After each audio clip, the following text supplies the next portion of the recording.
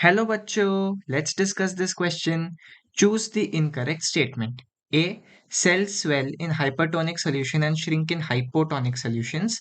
B. Water potential is the kinetic energy of water which helps in the movement of water.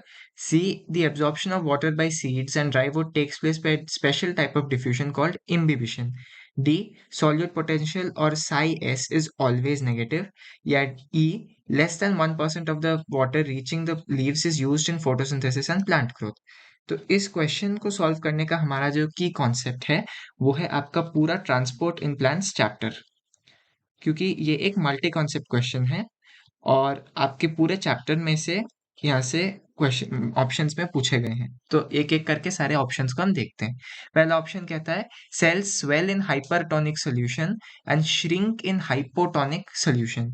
तो A option को अगर हम देखें, हमें पता है कि सेल की जब हम बात करते हैं, जब हम सेल को एक हाइपरटोनिक सॉल्यूशन में रख देते हैं तब सेल क्या होता है, श्रिंक कर जाता है ड्यू टू एक्सऑस्मोसिस, क्योंकि बाहर पानी निकलने लगता है, सेल में से पानी बाहर निकलने लगता है, इसके कारण वो श्रिंक करने लगता है।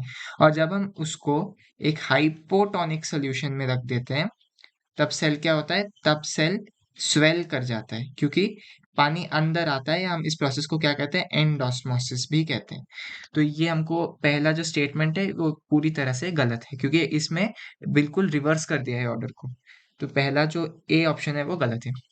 बी ऑप्शन कहता है water potential is the kinetic energy of water which helps in the movement of water. तो ये बिल्कुल सही है। हम जो लिखते हैं साई डब्ल्यू, वाटर पोटेंशियल जो लिखते हैं वो होता है kinetic energy of water molecules, जो कि हेल्प करती है इनकी मूवमेंट में, हेल्प्स इन मूवमेंट। तो ये एक बिल्कुल सही स्टेटमेंट दिया गया है। सी ऑप्शन कहता है हमसे the absorption of water by seeds and dry wood takes place by a special type of diffusion called imbibition. ये भी सही है। अगर हम इम्बिबिशन की डेफिनेशंस को देखें, इम्बिबिशन जो है वो होता है एक स्पेशल टाइप ऑफ डिफ्यूजन, वो होता है स्पेशल टाइप ऑफ डिफ्यूजन। और साथ ही साथ क्या होता है इसमें, अगर हम इम्बिबिशन को डिफाइन करते हैं वो कुछ इस तरह होता है, Uptake of water bye a solid, ठीक है,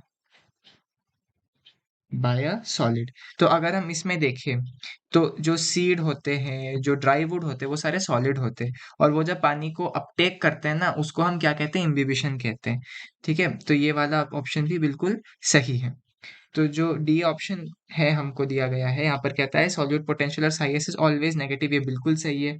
हमको पता है कि जो साई एस है वो ऑलवेज नेगेटिव होता है, क्योंकि ये जो सॉल्यूट पोटेंशियल होता है ना वो अपने वाटर, वो जो वाटर पोटेंशियल है उसको रिड्यूस कर देता है, और इसीलिए वो ऑलवेज नेगेटिव होता है। और आप ये चीज भी याद रखिए, जो प्रेशर पोटेंशियल होता है साई पी, वो ऑलवेज पॉजिटिव होता है। तो ये दोनों कॉन्ट्रास्टिंग होती है, Sai S and Sai P. तो ये ऑप्शन भी बिल्कुल सही है। ई ऑप्शन कहता है less than 1% of the water reaching the leaves is used in photosynthesis and plant growth. ये भी बिल्कुल सही है।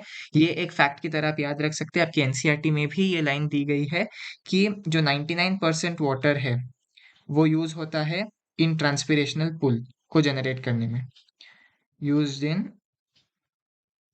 Generating transpirational pull, used in generating transpirational pull. और जो बाकी का 1% है वही एक्चुअली यूज होता है फोटोसिंथेसिस और प्लांट के ग्रोथ रिलेटेड एक्टिविटीज में। तो ये थी सारे के सारे ऑप्शंस।